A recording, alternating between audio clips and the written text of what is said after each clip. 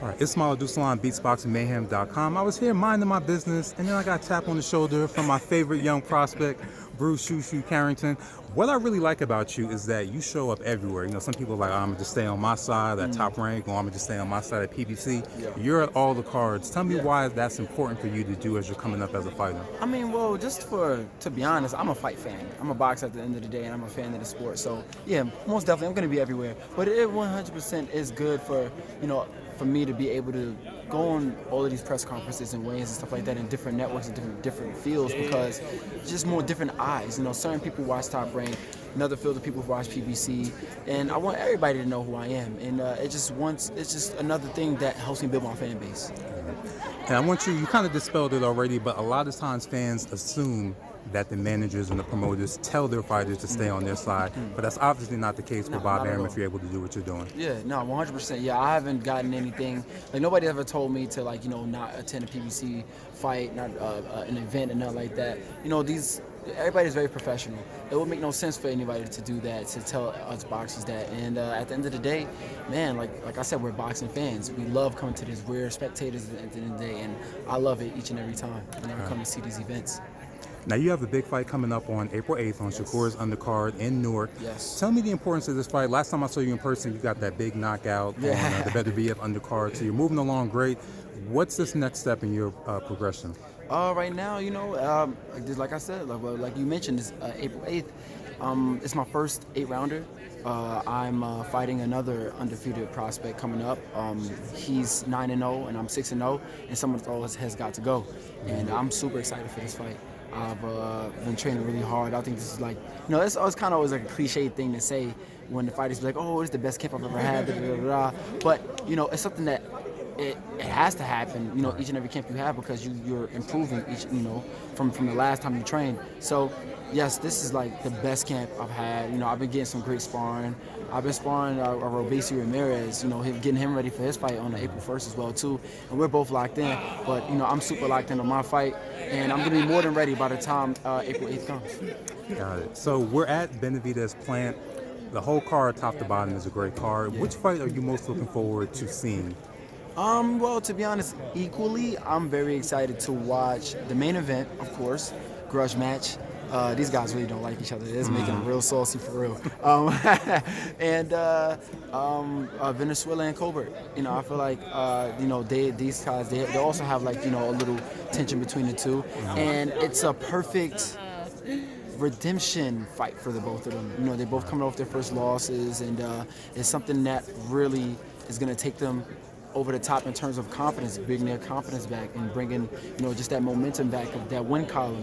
It's going to help both fighters on both ends, and I'm super excited to see how it's going to end. Now, speaking of Colbert and Venezuela, they're both coming off losses.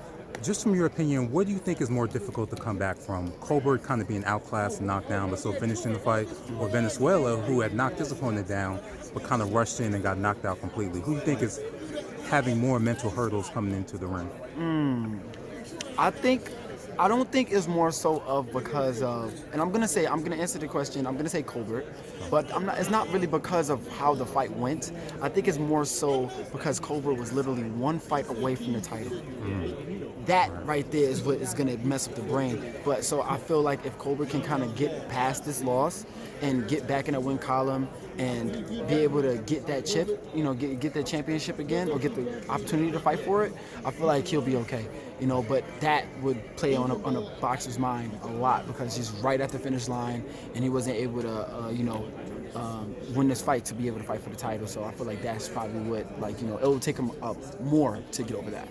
Got it. Now, what about the main event? People have been going back and forth. A lot of people are backing Benavidez because of his, weight and his height and everything. Some people are picking Caleb as an underdog. They feel like he's gotten in Benavidez's head. Yeah. Who are you picking? Man, I'm rooting for Caleb. I'm rooting for Caleb all the way. I feel like, honestly, though, as a boxer, I'm going to call this out. I feel that Benavidez has more of the advantage, obviously. He's naturally bigger.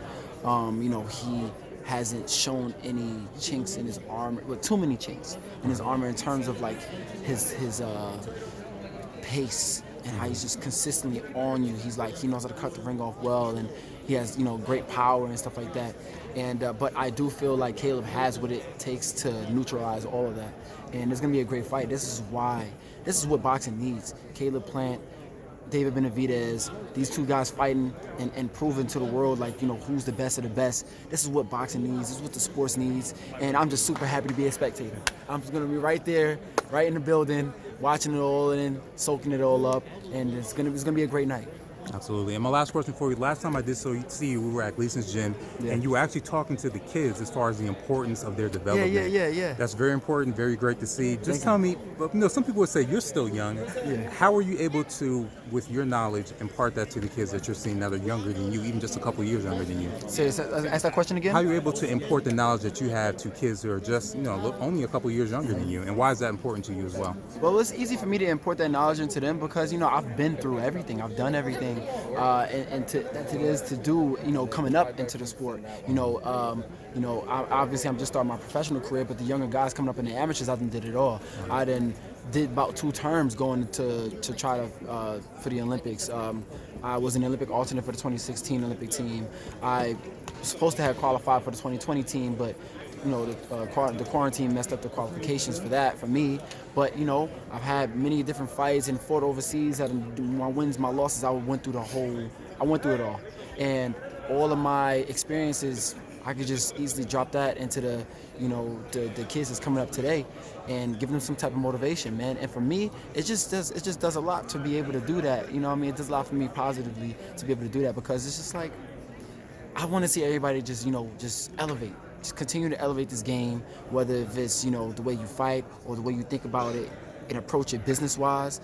Like, if there's anything that I could give and anything that I know, I'm just a person that just like to just drop the knowledge, man. And then, it just helps the fighter day in and day out, as they progress their career. Absolutely. Shu Shu, appreciate your time. Looking forward to seeing you on April 8th in Newark. Thank you. Appreciate it. Thank you for having me.